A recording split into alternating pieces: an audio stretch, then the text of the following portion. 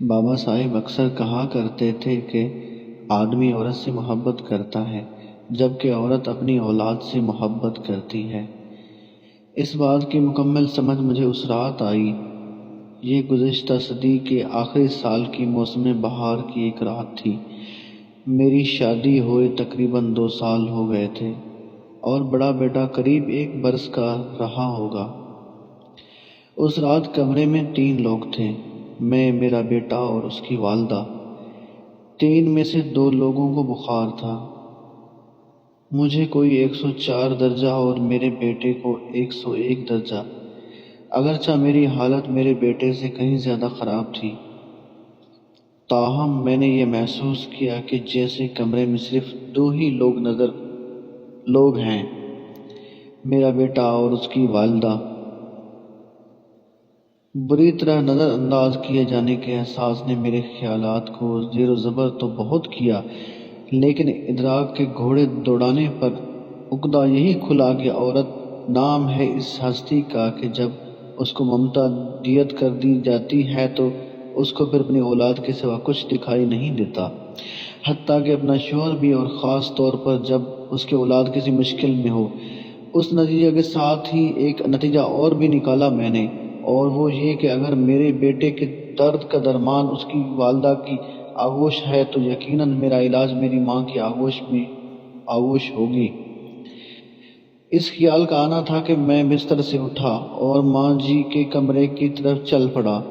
رات کے 2 بجے تھے، پر جوں ہی میں نے ان کے کمرے کا دروازہ کھولا فوراً اٹھ کر بیٹھ گئیں جیسے میرا ہی انتظار کر رہی ہوں۔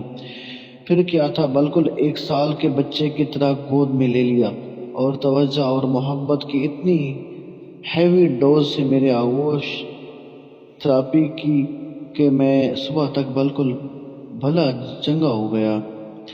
پھر تو جیسے میں نے اصول ہی بنا لیا، جب کبھی کسی چھوٹے بڑے مسئلے یا بیماری کا شکار ہوتا، کسی حکیم یا ڈاکٹر کے پاس جانے کی بجائے سیدھا مرکزی ممتا شفا خانہ برائے توجہ اور علاج میں پہنچ جاتا۔ وہاں پہنچ کر مجھے کچھ بھی کہنے کی ضرورت نہ پڑتی، بس میری شکل دیکھ کر ہی مسئلہ کی سنگینی کا اندازہ لگایا جاتا، میڈیکل ایمرجنسی ڈکلیئر کر دی جاتی، مجھے میڈیکل سپرنٹینڈنٹ یعنی کہ ماں جی کے ہی بستر پر لٹا دیا جاتا اور ان کا ہی کمبل اوڑھ دیا جاتا۔ کسی کو یخنی کا حکم ہوتا تو کسی کو دودھ لانے کا، خاندانی معالج کی ہنگامی طبی طلبی ہوتی، الغرض توجہ اور محبت کی اسی ہیوی ڈوز سے آغوش تھراپی ہوتی، اور میں بیماری کی نوعیت کے حساب سے کبھی چند گھنٹوں اور کبھی چند پہروں میں روبہ صحت ہو کر ڈسچارج کر دیا جاتا۔ یہ سلسلہ تقریباً 3 ماہ کمل تک جاری رہا۔ وہ وسط نومبر کی ایک خنک شام تھی۔ جب میں فیکٹری سے گھر کے لیے روانہ ہونے لگا تو مجھے لگا کہ مکمل طور پر صحت مند نہیں ہوں۔ تبھی میں نے آغوش تھراپی کروانے کا فیصلہ کیا اور گھر جانے کی بجائے ماں جی کی خدمت میں حاضر ہو گیا، لیکن وہاں پہنچنے پر اور ہی منظر دیکھنے کو ملا۔ ماں جی کی اپنی حالت کافی ناگفتہ بد تھی۔ پچھلے کئی روز سے چل رہی پھیپھڑوں کے عارضہ کے باعث بخار اور درد کا دور چل رہا تھا۔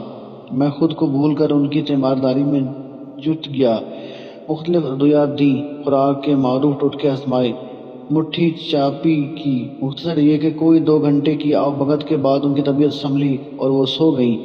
میں اٹھ کر گھر چلا آیا۔ ابھی گھر پہنچے آدھا گھنٹہ ہی بمشکل گزرا ہوگا کہ فون کی گھنٹی بجی۔ دیکھا تو چھوٹے بھائی کا نمبر تھا۔ سو طرح کے وہم ایک پل میں آ کر گزر گئے۔ جھٹ سے فون اٹھایا اور چھوٹتے ہی پوچھا، بھائی سب خیریت ہے نا؟ بھائی بولا، سب خیریت ہے۔ وہ اصل میں ماں جی پوچھ رہی ہیں کہ آپ کی طبیعت ناساز تھی، اب کیسی ہے؟ او میرے خدایا!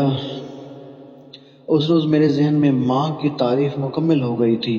ماں وہ ہستی ہے جو اولاد کو تکلیف میں دیکھ کر اپنا دکھ، اپنا آپ کو بھی بھول جاتی ہے۔ شاید اس تحریر کو پڑھنے سے کسی کو سیدھی راہ مل جائے اور کسی کے غم دور ہو جائیں۔